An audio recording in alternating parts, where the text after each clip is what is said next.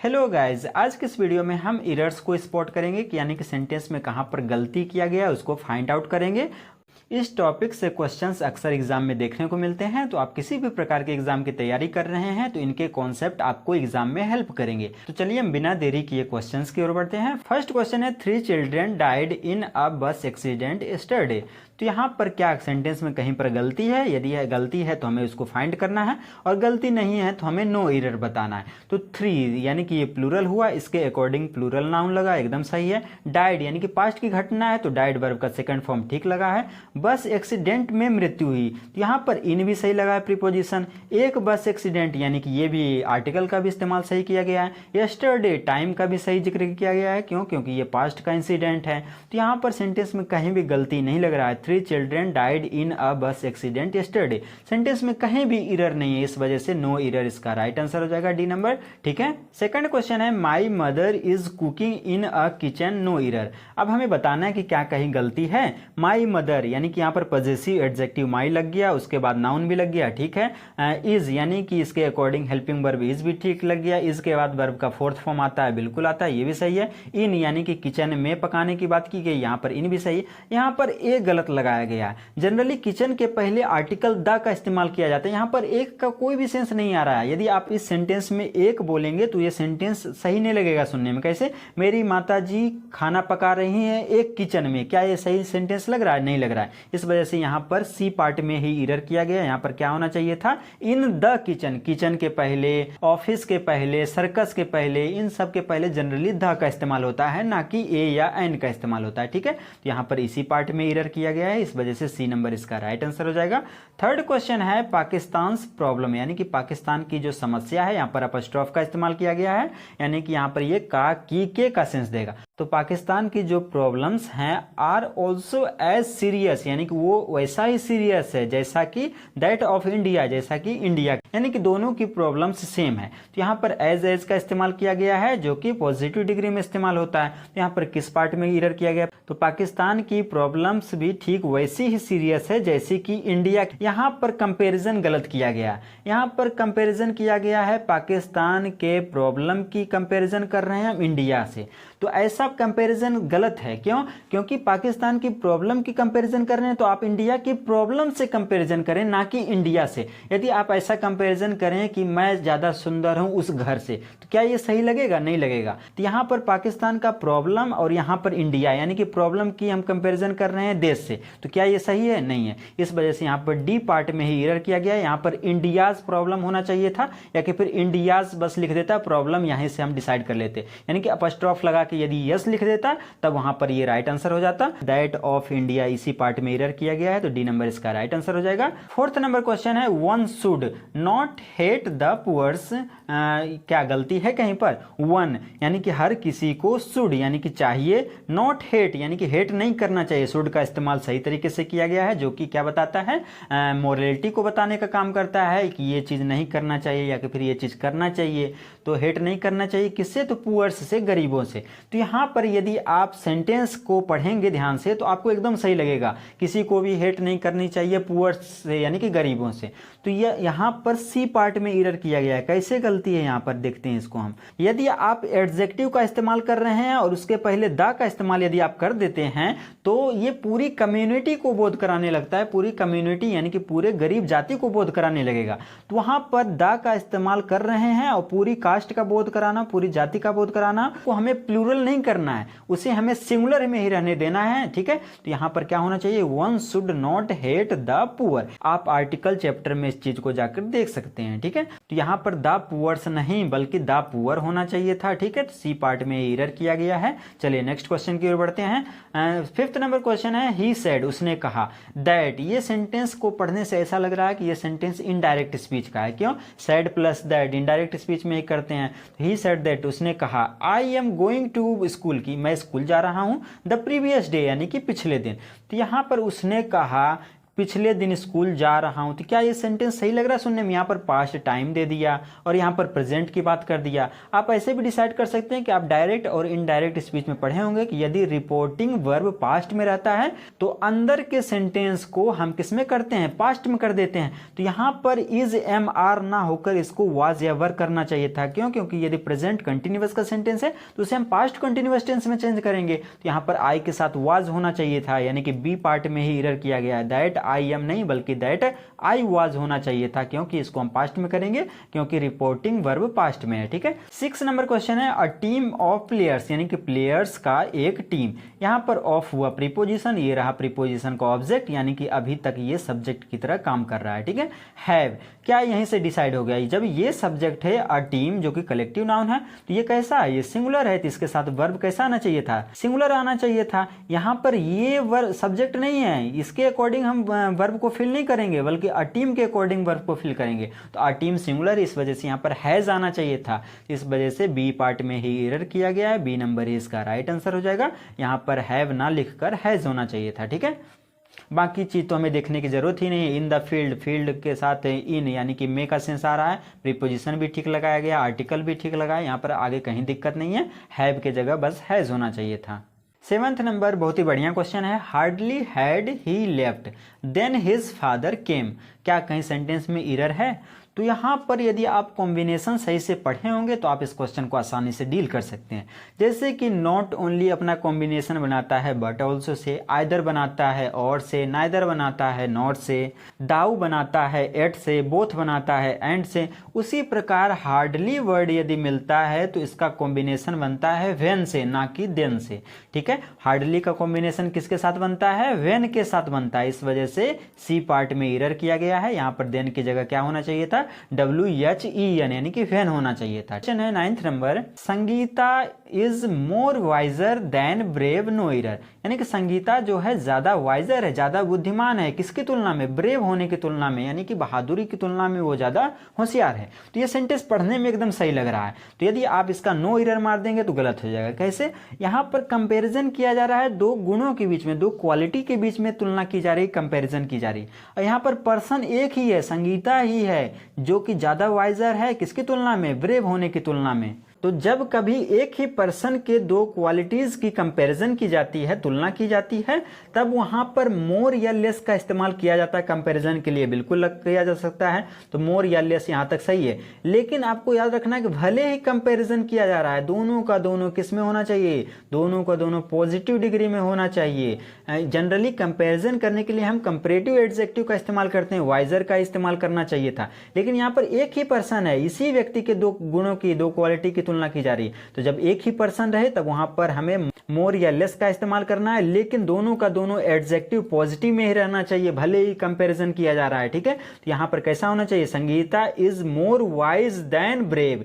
यहां पर वाइज होगा ना कि वाइजर, भले ही कंपैरिजन किया जा रहा है। इस कॉन्सेप्ट को आपको याद रखना है। ठीक है। एक ही व्यक्ति मिलेगा तो पॉजिटिव डिग्री, दो अलग अलग पर्सन रहेगा तब वहां पर हम वाइजर या ब्रेवर जो लगेगा वहां पर इस्तेमाल कर सकते हैं। ठीक है। तो यहां पर किस पार्ट में एरर है? वाइजर, यानी कि बी पार्ट में एरर किया गया है। बी पार्ट ये रहा, वाइजर नहीं बल्कि यहाँ पर क्या होना चाहिए था? वाइज होना चाहिए था। बी नंबर इसका राइट आंसर हो जाएगा। आप लोग ये सोच रहे होंगे कि मोर लग गया यानी कि कंपैरेटिव बन गया तो यहाँ पर वाइजर होना चाहिए, ये ऐसा नहीं है। ठीक है। आपको इस कॉन्सेप्ट को याद रखना है।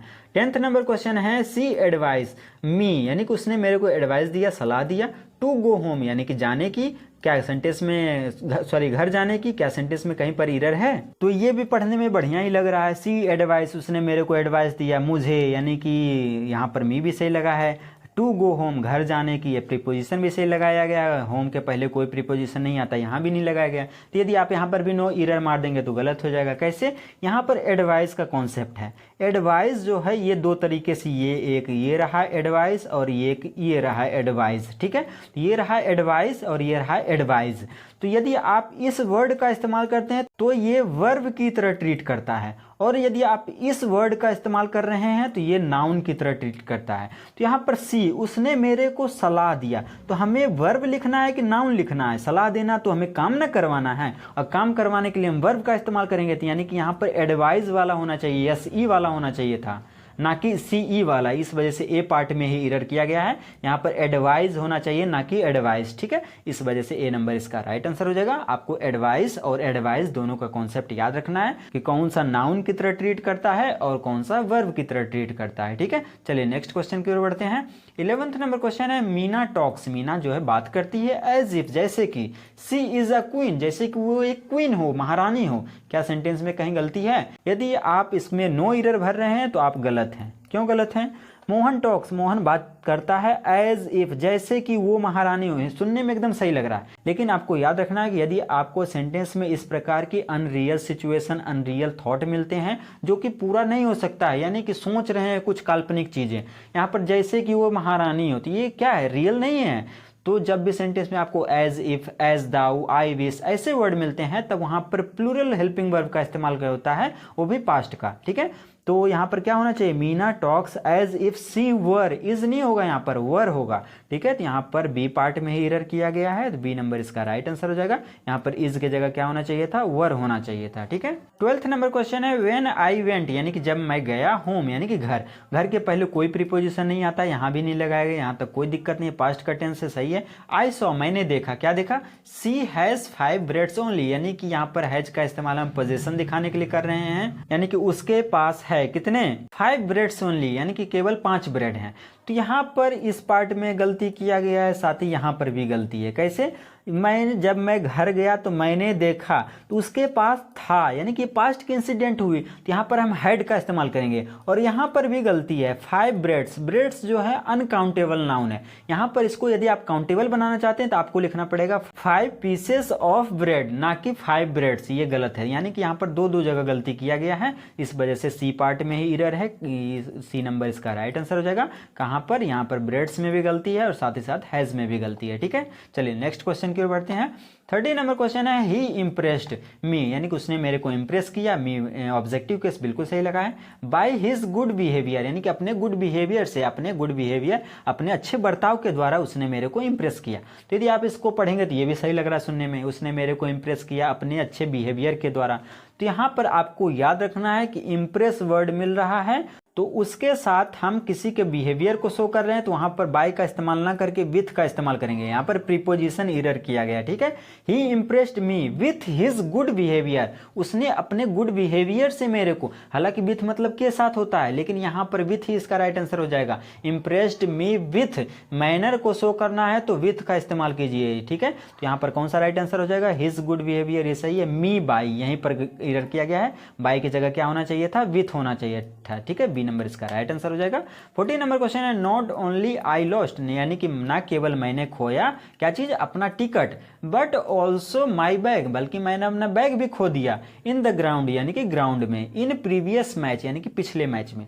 तो ये चीज पास्ट की घटना है तो प्रीवियस बिल्कुल सही लगा। नॉट ओनली आई लॉस्ट, ना केवल मैंने खोया अपने टिकट को बल्कि अपने बैग को भी। तो जिस चीज को आप खो रहे हैं तो पहले चीज के पहले आप नॉट ओनली लगाइए और दूसरे चीज के पहले आप बट ऑल्सो लगाइए। तो दूसरा चीज खोया उसके पहले बट ऑल्सो लगाया, एकदम सही है। लेकिन माई टिकट भी तो खोया, इसके पहले नॉट ओनली होना चाहिए था, यानी कि नॉट ओनली का पोजीशन गलत लिखा गया है। यहाँ पर आई लॉस्ट पहले होना चाहिए। सेंटेंस को यदि आप करेक्ट करेंगे तो ऐसा होना चाहिए, I lost not only my ticket but also my bag in the ground. यहाँ पर ऐसा सेंटेंस का फॉर्मेट होना चाहिए था, ठीक है। तो ए पार्ट में ही एरर किया गया है, यानी कि आई लॉस्ट आगे आएगा और नॉट ओनली पीछे जाएगा, ठीक है। ए नंबर इसका राइट आंसर हो जाएगा। 50 नंबर क्वेश्चन है, he was my cousin brother, यानी कि वो मेरा चचेरा भाई था। And he lived with me, और वो मेरे साथ रहता था। क्या इस सेंटेंस में कहीं पर गलती है? यदि गलती है तो उसे हमें फाइंड आउट करना है, यदि गलती नहीं है तो हमें नो एरर बताना है, ठीक है। ही वॉज, वो था, मेरा चचेरा भाई। यहाँ पर यदि आप इस सेंटेंस को पढ़ेंगे तो एकदम सही लगेगा, लेकिन यहाँ पर बी पार्ट में ही एरर किया गया। कैसे?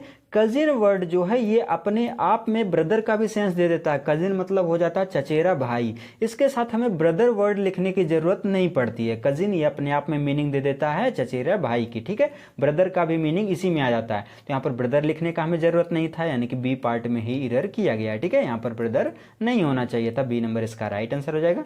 60 नंबर क्वेश्चन है, वी हैड स्वेम, यानी कि हम स्वयं किए तैर चुके हैं अक्रॉस द रिवर यानी कि नदी के उस पार, बिफोर द सनसेट्स यानी कि सूरज के डूबने के पहले, यानी कि इससे पहले कि सूरज डूबता हम जो है नदी के उस पार तैर चुके थे। तो हैड के बाद तो यहीं पर गलती मिल गया। हैड के बाद वर्ब का थर्ड फॉर्म आता है, स्वयं नहीं स्वम होना चाहिए था। वर्ब का थर्ड फॉर्म क्या बनता है, SWUM ना कि AM। तो यहाँ पर इसी पार्ट में एरर किया गया है, वी हैड स्वम होना चाहिए था। क्यों? क्योंकि हैज, हैव, हैड ये हमेशा वर्ब का थर्ड फॉर्म लेता है ना कि सेकंड फॉर्म। बाकी सब सही है। क्रॉस द रिवर नदी के उस पार प्रीपोजिशन सही लगा है, बिफोर इससे पहले कि ये चीज होता। यहाँ पर सेट्स प्रेजेंट इंडेफिनिट टेंस भी ये भी सही लगा है, ठीक है। 17 नंबर क्वेश्चन है द क्रिमिनल वाज सेंटेंस्ड यानी कि क्रिमिनल को सेंटेंस्ड दी गई यानी कि सजा दी गई, क्या चीज की, टू डेथ यानी कि मृत्यु की सजा दी गई, and was hung for the crime यानी कि और उसको हंग किया जाना था यानी कि फांसी पर लटकाया जाना था। नो एरर, क्या कहीं पर गलती है? तो क्रिमिनल को सजा दी गई डेथ की, मृत्यु की, एंड वाज हंग और इस चीज के लिए उसे इस क्राइम के लिए उसे हंग किया जाना था यानी कि लटकाया जाना था। तो यहाँ पर यदि आप इस सेंटेंस को पढ़ेंगे तो कहीं पर गलती नहीं लगेगा, लेकिन यहाँ पर गलती इसमें भी वर्ब से ही रिलेटेड है। अब आप सोचिए कि यहाँ पर वर्ब से रिलेटेड कहाँ पर गलती है। वाज के बाद वर्ब का थर्ड फॉर्म बिल्कुल लग सकता है, यहाँ पर कोई गलती नहीं है। टू दैट एंड वाज हंग, यहाँ पर इसमें गलती किया गया है। देखिए हैंग के दो वर्ब चलते हैं, एक हैंग होता है जनरल हैंग यानी कि लटकाने वाला हैंग, और एक हैंग मतलब होता है फांसी पर लटकाना। तो यदि आप फांसी पर लटकाने वाली हैंग की बात कर रहे हैं तो इसका सेकंड फॉर्म हैंग्ड बनता है और थर्ड फॉर्म हैंग्ड बनता है। और यदि आप कोई चीज लटका रहे हैं, जैसे कि शर्ट को कहीं पर लटका रहे हैं, कोई चीज चाबी के गुच्छे को लटका रहे हैं, तब वहां पर हैंग का इस्तेमाल कर रहे हैं, तब उसका हैंग, हंग, हंग, तब वहां पर इस फॉर्म को चलना चाहिए था। यानी कि कोई चीज जनरल चीज को हम लटका रहे हैं, लेकिन फांसी में लटकाए जाने की बात कर रहे हैं तो वहां पर हैंग, हैंग्ड, हैंग्ड का इस्तेमाल होगा। तो यहाँ पर ईडी वाला होना चाहिए था, वाज वर्ब प्लस वर्ब का थर्ड फॉर्म यानी कि हैंग्ड होना चाहिए था ना कि हैंग। यहाँ पर इसी पार्ट में एरर किया गया है, यानी कि कौन सा राइट आंसर हो जाएगा, सी राइट आंसर हो जाएगा, ठीक। यहाँ पर हंग नहीं हैंग्ड होना चाहिए था, ठीक है, सी नंबर इसमें एरर किया गया। 18 नंबर क्वेश्चन है आई एम, आपको छोटे छोटे चीजों को ध्यान देना पड़ेगा, इसीलिए आई एम सर्टेन, मैं सर्टेन हूँ, निश्चित हूँ, दैट यानी कि none of these two books यानी कि इन दो बुक्स में से कोई नहीं, इज यूजफुल यानी कि उपयोगी है, टू द स्टूडेंट्स यानी कि स्टूडेंट्स के लिए। यहाँ पर टू द स्टूडेंट्स बिल्कुल सही लगा है, आप यहाँ से प्रीपोजिशन को इधर मत कर लीजिएगा, फॉर द स्टूडेंट्स, यहाँ पर टू एकदम करेक्ट है।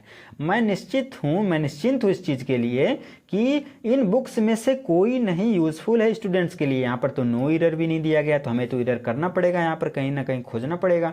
तो मैं निश्चिंत हूँ दैट यानी कि none of these two books, यहाँ पर यहीं पर गलती है। नन कैसे गलती है, जब दो चीजों के बीच में आप सेलेक्ट कर रहे हैं तब वहां पर हम नाइदर का इस्तेमाल करते हैं, नाइदर ऑफ का, ना कि नन ऑफ का। ये चीज को मैंने ग्रामर कॉन्सेप्ट के फर्स्ट वीडियो में बता दिया, आप प्लेलिस्ट में जाइएगा और वहां पर आपको मिलेगा ग्रामर कॉन्सेप्ट, और ग्रामर कॉन्सेप्ट में आपको वहां पर none of, neither nor, either or, इन सभी का कॉन्सेप्ट जो है अच्छी तरीके से समझाया गया है, आप उस वीडियो को जाकर देख सकते हैं। तो आपको याद रखना है कि जब दो चीजों के बीच में सेलेक्ट कर रहे हैं कोई चीज, तब वहां पर हम नाइदर या आइदर का इस्तेमाल करते हैं, लेकिन जब दो से ज्यादा चीजें हो जाएं तब वहां पर हम नन का इस्तेमाल करेंगे। यहाँ पर दो बुक है तो दो के बीच में ना हमें सिलेक्ट करना है अथवा नहीं करना है, तो यहाँ पर नन का इस्तेमाल नहीं होगा, बल्कि नाइदर का इस्तेमाल होगा या कि फिर आइदर का इस्तेमाल होगा। तो यहाँ पर नन में ही एरर किया गया है, यहाँ पर नाइदर होना चाहिए था, यानी कि ए पार्ट में ही एरर किया गया है, ठीक है, ए नंबर इसका राइट आंसर हो जाएगा। 19 नंबर क्वेश्चन है एवरी, ये बहुत बड़े बड़े क्वेश्चन है, चलिए इसको डील करते हैं। ये क्वेश्चन पूछे जा चुके हैं एग्जाम में। Every one of the staff members यानी कि स्टाफ मेंबर्स में से प्रत्येक, प्रेजेंट हियर यानी कि यहाँ पर प्रेजेंट है, यहाँ तक गलती नहीं लग रहा है, स्टाफ मेंबर में से प्रत्येक प्रेजेंट है। हैज गिवन उन्होंने दिया, अ डेज पे यानी कि उनको दिया गया, क्या दिया गया, एक दिन का पे दिया गया यानी कि वेतन दिया गया, यानी कि पैसा दिया गया। एज देयर कंट्रीब्यूशन यानी कि उन्होंने जो कंट्रीब्यूट किया टू द फंड, क्या कहीं पर एरर है? तो चलिए इसको हम एक बार फिर से पढ़ते हैं। Every one of the staff members यानी कि स्टाफ मेंबर्स में से प्रत्येक, यहाँ पर सिलेक्शन दिखाने के लिए ऑफ का इस्तेमाल किया गया है, सही है। प्रेजेंट हियर यानी कि जो भी प्रेजेंट है यहाँ पर स्टाफ मेंबर्स में से प्रत्येक, हैज गिवन उनको दिया गया, और डेज पे यानी कि एक दिन का, यहाँ पर अपॉस्ट्रोफी सही लगा।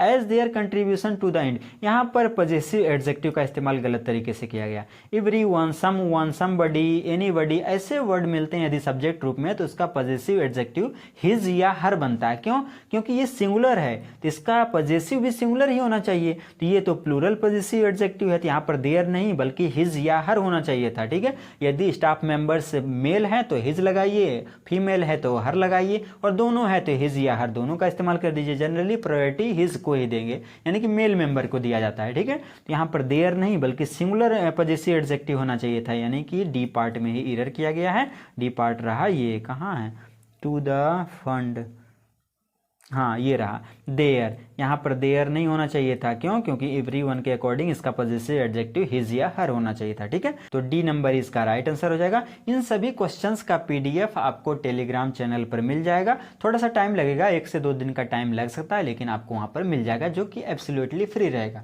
इसलिए आपको एक काम करना है कि चैनल को सब्सक्राइब करना है और वीडियो को लाइक करना है, ठीक है, ताकि मेरे को सपोर्ट मिलता रहे। 20 एंड लास्ट क्वेश्चन है, द लॉयर आस्क्ड मी, यानी कि लॉयर ने मेरे से पूछा, क्या पूछा? Where had I kept clothes before taking a dip in the river, यानी कि नदी में डिप करने से पहले मैंने अपने क्लॉथ्स को कहाँ रखा, उसने यानी कि लॉयर ने मेरे से ऐसा पूछा।